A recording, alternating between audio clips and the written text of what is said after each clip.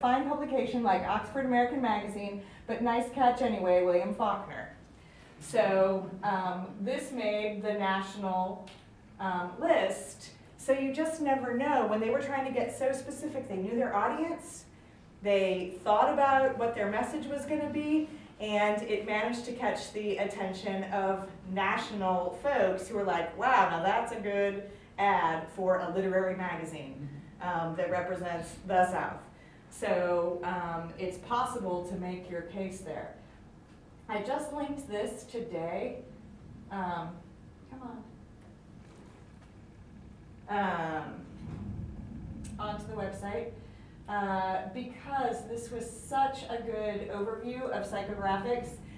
So it's linked in your class as well. It's an article from HubSpot, but it's all about thinking about how you might use the motivations of people in thinking about your marketing.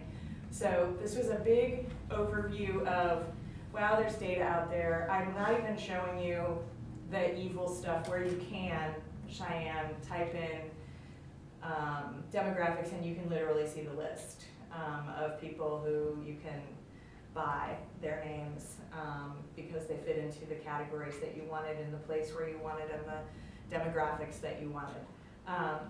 Those are pay services once you get to those. So it's something that if we wanted to have access to here, it'd be something to go to the library and ask them to buy subscriptions to some of these deeper marketing dives. So if enough of us were interested in getting access to very specific names and market data, that's a great ask of libraries. That's often who will do that for communities, is to help small businesses. You know, we can go to them and say, hey, would you get this tool for us? So the thing that I'm thinking of is there's the Giving Tuesday, which happens in April, and everybody says you've got to build your audience. You've got to build your audience before you go into that, or you won't be successful. So that's what I'm trying to think about how to do, is to build my audience for that event. Well, so for that specific event, social media is a great tool for that because that is a huge social media campaign that gets a lot of national attention in that way. So building your Facebook likes is probably your best bet on that one, which is good because although it takes time, it's not going to cost you a ton of money. Yeah. So any questions about research, tools? Okay. So now let's take a step back and think about, so what the heck is this all for? So part of what you all are trying to figure out, I don't know, but you know. What am I trying to learn about my business? What are some of the key questions that I have that I feel like I don't know the answer to, whether it's about your audience, whether it's about existing products, but that is your next exercise. Let's see if I could do this again. Hey Danny, how do I come back? Oh wait, I think I did it. Do you see the mouse on your? I see it. It's not, but it's not doing what I want yet. Now it is, maybe. Restart from the beginning. Ah.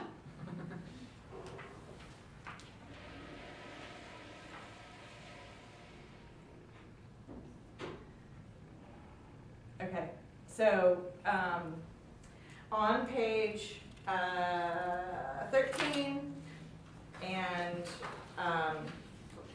on 12, there's a list of some of the resources that we just looked at. There's more of them online for you. But here are some of the things that you're trying to figure out is, you know, who are your current customers and what are you trying to get them to do? Are you trying to get them to buy again? For you, Allie, are you trying to build an audience for your eventual project, or is there information about who was, I don't know. Think about what the questions are though, because you don't want to just like go down rabbit holes for no reason. You need to essentially make yourself some experiments and some questions that you're trying to answer. Otherwise the research becomes a mind-numbing exercise. So take 5 minutes, think about what the questions are that you need more information about. You're not gonna go get the information right now, but what do you need? What are you trying to learn that would help you figure out some of your next steps?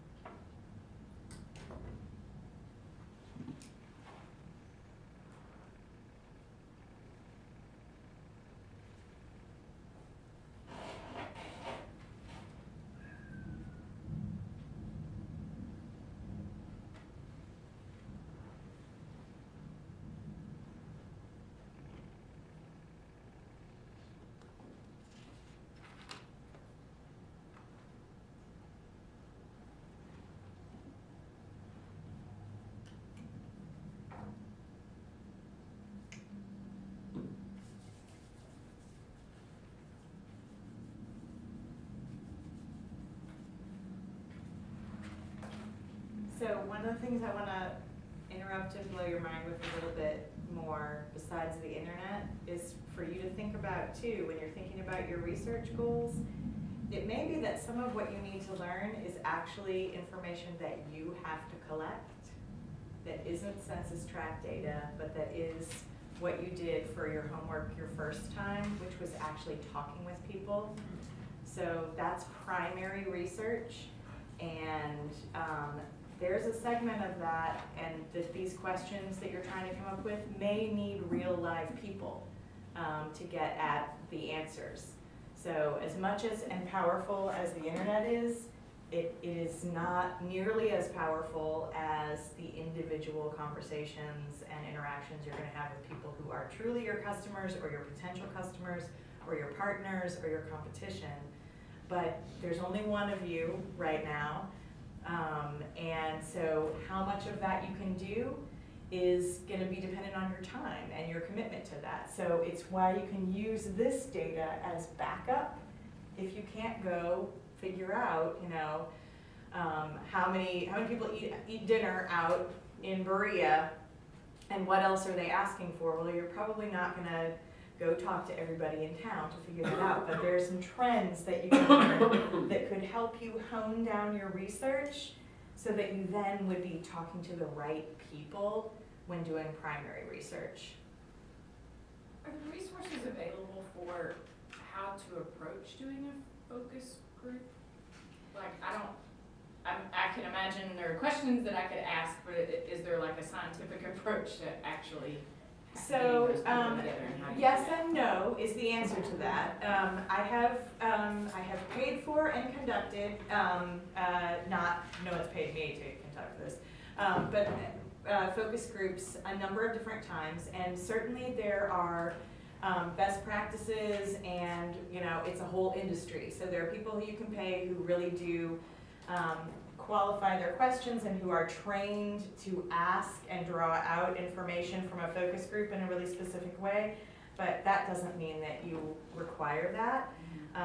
So these are the kinds of things that if you send me an email and say, hey Beth, will you come help me figure that out? I'm happy to be a resource for you about those sorts of things.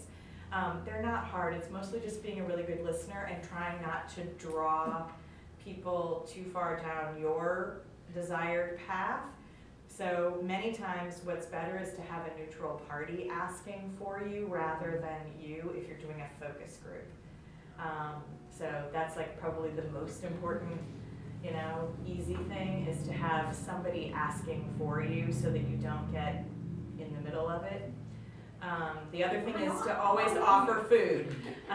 Like always offer food. Whatever you do, offer a prize and more people will show up, because that's the other challenge is, trying to get the segments right. So if you want to be scientific about it, you want to get people from a variety of segments in order to learn something that is that you can actually make conclusions from. But remember that even polling, which is certainly more scientific than focus groups, isn't really scientific either. So, every word matters. How you ask, who you ask, at what time you ask, all plays into the answers that are given. So, in other words, you can do it. And as long as you're mindful about what you're trying to find out, and you think about, if I ask, in this way on Tuesday versus on Wednesday, who's going to show up to this focus group? Well, we know that if on Wednesdays we do anything, we're going to miss a segment of our population that if we want their opinion, we're not going to get it. So just thinking about that sort of thing when you design them is the key. Good? You've got some questions written down.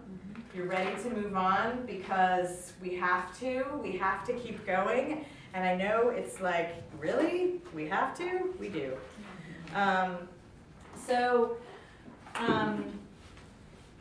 Goals and objectives.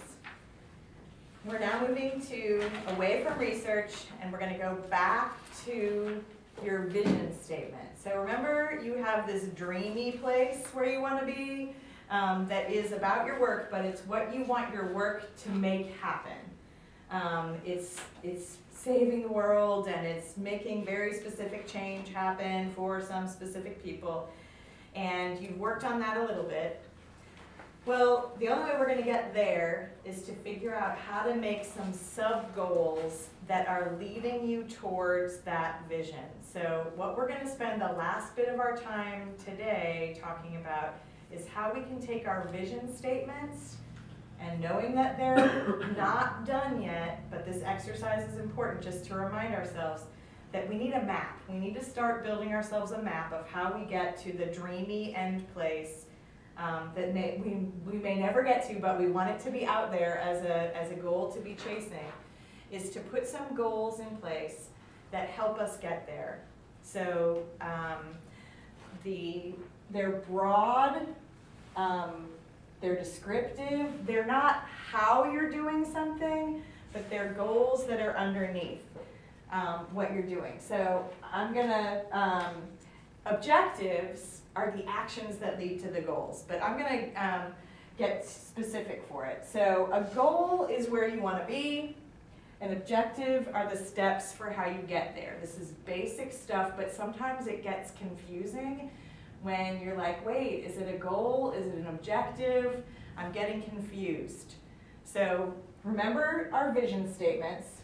I'm going to draw your attention to the AIR vision statement so that we have a tangible goal and objective path to follow. So we have this vision, which is the emergence of a more vibrant and enterprising communities through the generation of greater value for the arts and creativity. So the idea is there's a raised value for art and creativity in communities all over the place.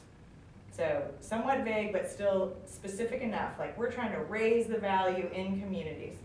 So for us, the way to get there for us was through curriculum. So we started creating curriculum goals that would get us there. So the goal was we wanted to have economically empowered creatives achieving professional and artistic success. That seems like a good goal that would lead us towards this vision that would raise the value of art and creativity. By expanding and engaging creativity, the community thrives, and artists are valued as strategic contributors. So this was a goal that we wanted our curriculum to do. We wanted to make sure that artists were getting tools, that communities were imagining how to use artists in a different way, and creativity is encouraged and fostered in educating our youth. So those were 3 goals that we had that we thought would lead us towards our big vision. Then we had objectives for each of these. So in order to make this, you know, this economically empowered creatives, how do we make artists feel like they're making more money? Well, they have to acquire non-art skills, the business stuff, to enhance their creative expression and support their art making. They have to have new opportunities, like residencies, apprenticeships, internships, and they have to have lifelong access to those business and art skills and resources, including coaches and mentors. So those were the objectives that we could work on that are leading towards this goal that became a how-to. So, you know, that for us meant we had a little bit more of a work plan. We knew that we had 3 areas that we could work on to achieve this goal that was going to help achieve the vision. So you're just trying to take smaller bites of getting yourself towards the vision. Does that make sense? At 8 o'clock. All right, so let's do one together to try and break ourselves out of our cycle. It's really warm in here too, isn't it? Yeah, which it often isn't. So let's imagine, no one else is warm? It's only me. My sweater is fabulous. You're up and moving. That's true, I am moving. So let's say that we want to increase sales for one of our ventures by 1%. What would some of the objectives for that be? How might we, Cheyenne, let's do your new pilot project. Let's say that you want to increase the fundraising goal for serving, how are you describing it? Women in the Women. Garden. Women in the Garden, opioid project, whatever. Okay. Is that the one you're talking about? Mm-hmm. So Women in the Garden opioid project. You want to increase your the budget essentially for that project by 1%. So not a lot, but what do you need to do? What are some of the objectives and tasks that would start to make that happen? Generate 10 new possible contacts. Right. What else? Increase the contributions of people who have known interest in the project. Yes. What else?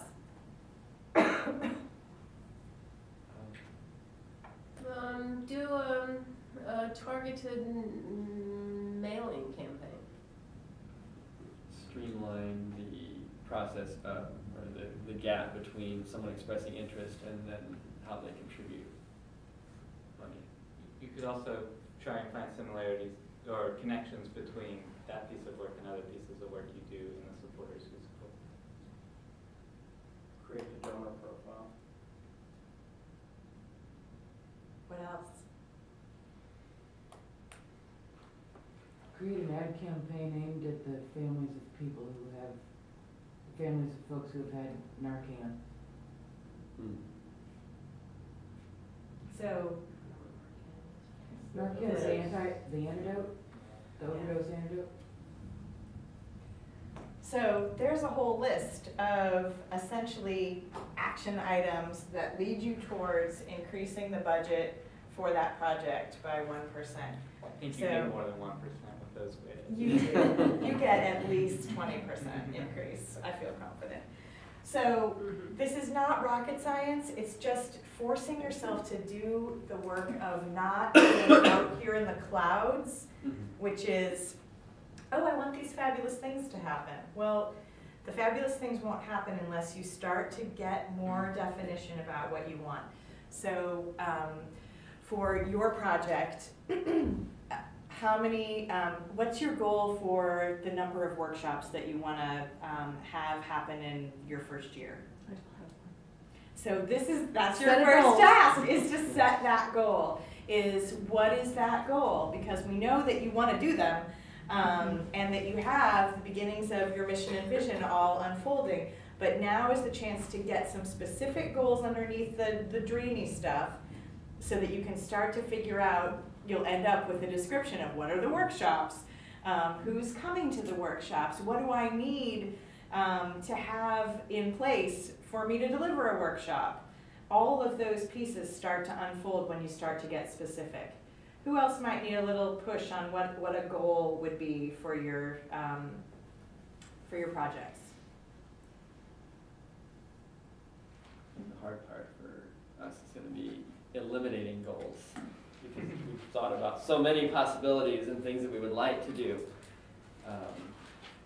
Removing some is gonna be important, because we So can't support, prioritizing your goals, and some of that may not or happen. even setting a time frame on it. These are goals for 3 years out. What's our vision Right. for 3 years? Right. As opposed to 8 or. I think And another, 1 year. another part of that is building capacity as well.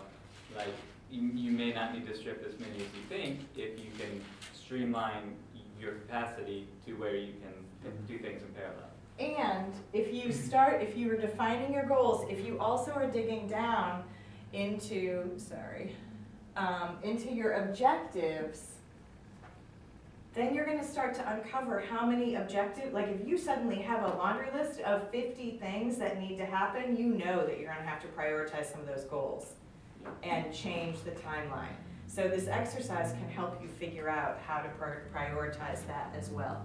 So, we're gonna do this, which is go back, look at your vision statement, and develop 3 to 5 goals for your venture right now. While you're sitting here, because you all know that the truth is that you don't have enough time. So take this time now to start to work on those goals. You can always add more time, but you know you have this time right now. So not the objectives, just the goals. Start with the goals. Oh, man, my vision Start with the statement was goals. really bad. Start with the You goals. can borrow mine, it's pretty streamlined. That's great.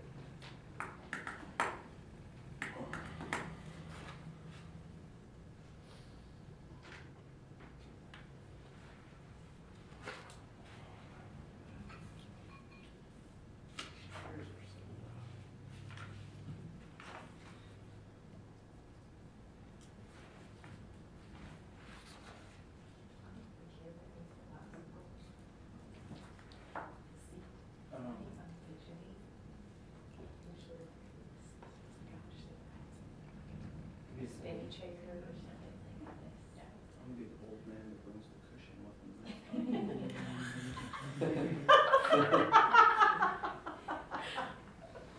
him. Is that your goal? Objective. It is, yeah, you're right, it's an objective. I don't need the next 6 minutes. The goal is. And my work here is done. Start taking it. Everywhere you go.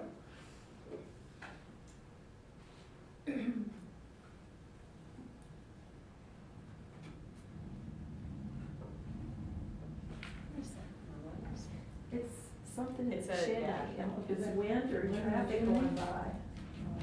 Yeah, I think I think it's it's, yeah, I traffic, think it's, yeah. I traffic think going it's a by traffic. coming down the chimney. I keep thinking it's The thunder. other 2 times, so I thought maybe it was wind.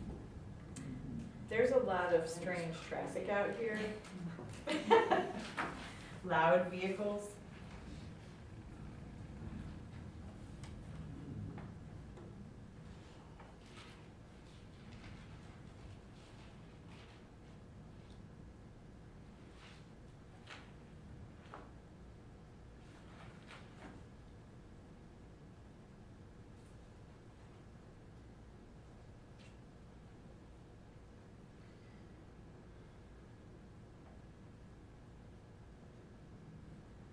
You know, it's funny, what I kind of did before with the vision statement is came up with a bunch of goals and then tried to make a vision statement out of the goals.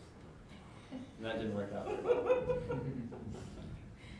So you can, if you want, at this moment, move into your objective path in order to eliminate some goals or move them into a Yeah. timeline.